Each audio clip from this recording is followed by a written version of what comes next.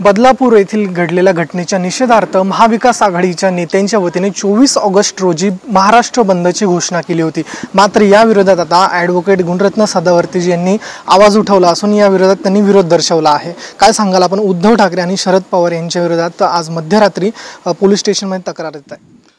सगळ्यात अगोदर तर मला सांगायचं आहे की आमचे दोन चिमुकल्या ताई ज्यांच्यावर अत्याचार झाला त्याचं दुःख आम्हाला आहे। त्या दोन्ही आमच्या ताईंना त्यांच्या पालकांना न्याय मिळावा ही आमची प्रमुख भूमिका आहे। परंतु आमच्या पोटच्या गोळ्यांच्या आधारावर ज्या प्रकारे म्हणजे न्याय मिळण्यासाठी ती बंद नाही आहे, तो गलिच्छ राजकारणासाठीचा बंद आहे। आणि माननीय सर्वोच्च न्यायालयाने सांगितलेलं आहे की कोणत्याही परिस्थितीमध्ये बंद हे बेकायदेशीर आहेत। मग माननीय सर्वोच्च न्यायालयाने स्पष्ट निर्देश दिलेले आहेत आणि दस्तूरखुद उद्धव ठाकरे यांचे बाप असलेले बाळ ठाकरे यांच्या बाबतीमध्ये सुद्धा बंद बेकायदेशीर असल्याच्या बाबतीत माननीय न्यायालयाने कशा संहितेखाली कारवाई केलेली आहे हे माहीत असताना ट्विट करून सामान्य कष्टकरी सामान्य जे दिवसभर हातावर पोट असतंय, दिवसभर घाम गाळावं लागतंय, उद्धव ठाकरे शरद पवार आणि संध्याकाळी त्या चिमुकल्यांच्या तोंडामध्ये दाणे टाकावे लागतात।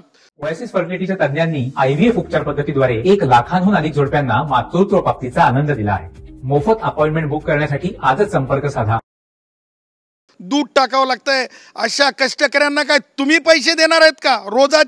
रोजानं काम करणारा, रोज मजुरी करणारा, ऑटो चालवणारा, रिक्षा चालवणारा, हमाली करणारा, हमाल मापाडी, त्याचबरोबर वेट बिगार, त्याचबरोबर टॅक्सी चालवणारा, ह्यांची काळजी कोण आहे का तुम्हाला?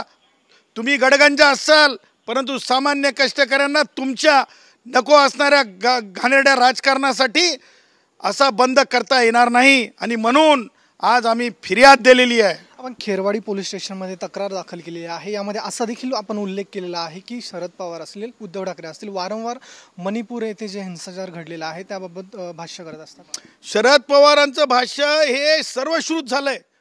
मणिपूरची घटना आणि महाराष्ट्रामध्ये अहो मला सांगा, माननीय उच्च न्यायालयाने मुख्य न्यायमूर्ती साहेबांनी सो मोठं कॉग्निझन्स घेतल्याच्या नंतर 2 माननीय न्यायमूर्तींनी आज ते प्रकरण ऐकल्याच्या नंतर त्या प्रकरणामध्ये सरकारला आपलं जे काही रेकॉर्ड आहे ते सादर करायला सांगितल्याच्या नंतर हे कशा प्रकारचा न्याय मागत आहेत? हे न्याय नाही, हे महाराष्ट्रातल्या सामान्य माणसावर अन्याय करायला आणि छोट्या छोट्या त्या चिमुकल्या ताईंवर राजकारण करायला हे पाहत आहेत। म्हणून आम्ही रितसर फिर्याद आज पोलीस स्थानकात दिलेली आहे।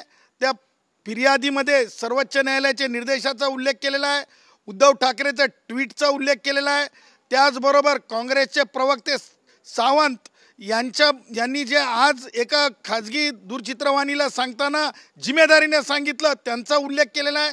त्याचबरोबर उद्धव ठाकरे उबाटा गटाचे जे प्रवक्ते आहेत त्यांच्या म्हणण्याचा उल्लेख केलेला आहे। आणि रितसर विथ फॅक्ट सगळ्या गोष्टीचं म्हणजे माहितीसह आज आम्ही खेरवाडी पोलीस स्थानकात तक्रार दिली। तीच तक्रार पोलीस आयुक्तांना दिली, पाठवली ईमेलद्वारे। तीच तक्रार आम्ही ॲडिशनल चीफ सेक्रेटरी गृह विभागाला पाठवलेली आहे। आणि तातडीनं यांची भूमिका उद्यापर्यंत स्पष्ट करावी, सकाळपर्यंत, अन्यथा आम्हाला कायदेशीर कायदेशीर पाऊल पुढे न्यावं लागेल, हे सुद्धा आम्ही डंके की चोट पे सांगत आहोत। बंदच्या भूमिकेवर जर ठाम असेल तर आपल्या पुढची भूमिका काय असणार? अटक करावं लागेल उद्धव ठाकरेला, अटक करावं लागेल शरद पवारला, जे जिम्मेदार असतील त्यांना अटक करावं लागेल। हे कायद्यापेक्षा मोठे नाहीत, हे कायद्याला जिरवू शकत नाहीत, यांची जिरवली जाईल। धन्यवाद, तुम्ही आमच्याशी बातचीत केली होते। गुणरत्न सदावर्ते यांनी बांद्रा येथील खेरवाडी पोलीस स्टेशनमध्ये उद्धव ठाकरे तसेच शरद पवार यांच्या जी बंदची घोषणा आहे या विरोधात तक्रार दिलेली आहे। कॅमेरा पर्सन जितेंद्रसह मी ऋतिक गणकवार, TV9 मराठी, मुंबई।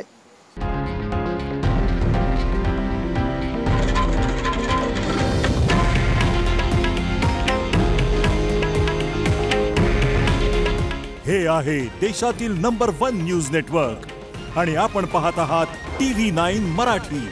काळजी तुमची, हित महाराष्ट्राचं।